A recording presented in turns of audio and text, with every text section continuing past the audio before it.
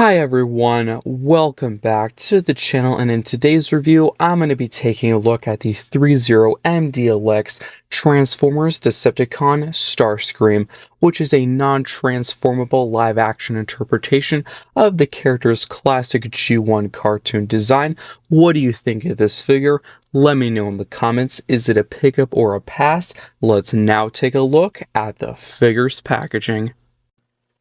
So here we have the packaging. Starting at the very front, we have Transformers and Starscream down the character's classic color scheme, a window displaying the figure in the packaging, half a Decepticon symbol, the MDLX text at the top corner of the box, a really cool menacing image of Starscream himself. Moving to the top of the box, we do have a full Decepticon symbol, MDLX, Transformers, Starscream, and a close-up of the figure.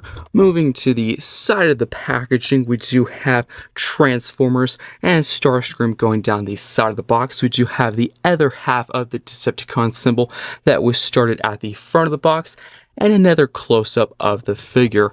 Moving to the back of the box, we do have various poses and features that the figure can pull off that I will show in this review. And as for the final side, we do have a very menacing, evil image of Starscream with his name going down the side of the box in the background. And that is pretty much it for the packaging. So let's now get into the review. Starting off with the accessories, the figure includes two swap-out faceplates, one standard and one grinning. Also included are 4 pairs of interchangeable hands. Going down the list, we have 1 pair of weapon-holding hands, 1 pair of relaxed hands, 1 pair of open hands, and 1 pair of fisted hands. As far as weapons go, Starscream includes 2 identical swords which can be placed in the figure's hands or on the wings. And what would a Seeker be without their null rays, which the figure includes 2 of and are painted in a nice gunmetal gray and glossy black, which can be stored in the figure's hands and on the shoulders. Now covering the articulation, since this is a Threezero product, Starscream does not transform, which means there's no limit on the amount of poses that you can pull off with this figure. That being said, I did remove all the accessories and put them off to the side so that you can get the full range of motion. I also removed the wings because unfortunately on my copy, the connection between the figure and the wings isn't very secure, so they have a tendency to fall off quite a bit. Starting at the very top, the head and neck are on a ball joint so they can look up, down, tilt side to side, look left and right. The shoulder pads can move up and down. The arms can move forward and back. There is a butterfly joint at the shoulder, allowing it to be hinged forward and back. There's also a drop-down hinge. You can drop the shoulder up or down. There is a bicep rotation, a double jointed elbow bend to a very good degree. There is a ball joint at the hand, allowing it to be rotated the full 360. It can be hinged in, out, forward, and back, and the arm can be fully extended out to the side, which I'm going to do with both, so we have enough clearance to show off the waist rotation. But before we do that, I do want to show the amazing ab crunch, and if you do that and turn to the back of the figure, it does reveal some spinal column detailing. But turning back to the front, I'm just going to move the chest back to its original neutral position. For the waist rotation, this can rotate a full 360. Now, before posing the legs, I would strongly advise to hinge out all the skirt pieces, which are all on ball joints and can be individually articulated. So go to the back, hinge these ones up as well, so that you can get the full range of motion out of the legs. And just like the shoulder at the top of the leg, there is a drop down hinge as well, so it can kick forward, it can kick back, it can kick out to the side. There is a squeaky rotation at the top of the leg. There is a knee bend to an excellent degree, And before posing the foot, make sure you hinge out these outer and inner leg panels. The foot is on a ball joint so it can rotate side to side, hinge forward and back. The toe can move up and down, and the foot can pivot in and out.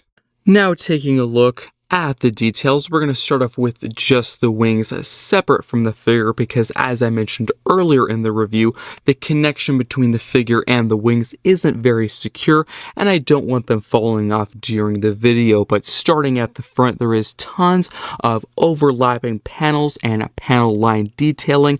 I do like the bright silver and gold for the thrusters with some more for some piping detailing at the top. I do like the light gray and dark red for the base color of the wings, as well as the classic upside down Decepticon symbols on the wings and some very sharp points at the top. Now turning to the other side, most of the details we saw before are repeated here again. Really the most noticeable differences, there is some venting detailing at the top and the thrusters are a bit more visible.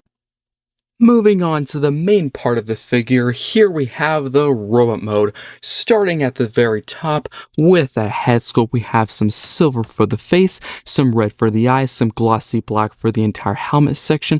I also do like the venting detailing and overlapping panels on the sides of the face and the forehead. Going down to the chest, we do have the classic turbines done in gunmetal gray on both sides, and at the center we do have the folded up cockpit from the jet alt mode done in a really nice bright gold. Going down to the waist, we do have the waist cape that goes all the way around. The ones at the front are done in a dark red, and the ones on the side and back are done in a light gray. I also do like these small gold spikes, which unfortunately are only at the front. I think that would have been cool if they continued that pattern or design all the way around the waist. The shoulder and forearm are done in a light gray and gunmetal gray, with the forearm and hand done in a nice bright blue, with some really cool sculpted missiles on the outside of the forearm.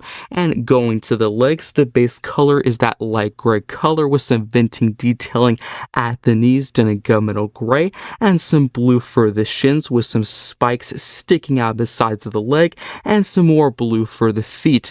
And if you do look at the sides of the leg, there's these really nice kind of tubes or wires that do feed into these thrusters at the back of the figure. Now do keep in mind, I don't currently have the wings on the figure, so once you put them on the figure, some of these details will be covered up and the figure will be a bit more chunky and clunky. But I do like that nice spinal column detailing, and of course we do have the rest of the waist cape section. And I have to talk about these thrusters, probably my favorite area of the figure. The sculpt work and paint apps are amazing. They are on point. I love the gunmetal gray, the silver, and the gold. It just looks amazing. And that is it for the details. Starting our comparisons, here we have the Threezero Starscream next to two other figures from the MDLX line, that being Optimus Prime and Bumblebee. While some people have a problem with the non-transformable figures, which is a valid complaint considering they are called Transformers, I think these are some of my favorite figures I picked up in 2024 so far. I've already posted my review of Threezero's Optimus Prime, but let me know if I should take a look at their Bumblebee. For our final comparison, here we have several Starscream figures that Hasbro has released over the past few years. Up front, we have the Kingdom Core class Starscream, next to the Voyager class Ghost Starscream from the Takara Tomy Beast Wars packs. After that, we have the Voyager class Bumblebee movie Starscream, and last but not least, we have the Threezero MDLX Starscream. Of the many Starscream figures in front of you, let me know in the comments which your favorite one is. Now for my final thoughts on the Threezero MDLX Transformers Decepticon Starscream, which is a non-transformable live-action interpretation of the character's classic G1 cartoon design. The painting and the sculpting on this figure is amazing, done with panel lines and mechanical detailing. Accessory-wise, the figure includes two alternate faces, one standard, one creepy, as well as 4 pairs of interchangeable hands. Starscream has a large arsenal of weapons, including 2 identical null rays and 2 identical swords, which can be stored in the hands, back, or shoulders. Since this figure doesn't transform, there is no limit to the poses Starscream can pull off. What do you think of this figure? Let me know in the comments. I hope you enjoyed this review, and I will see you next time.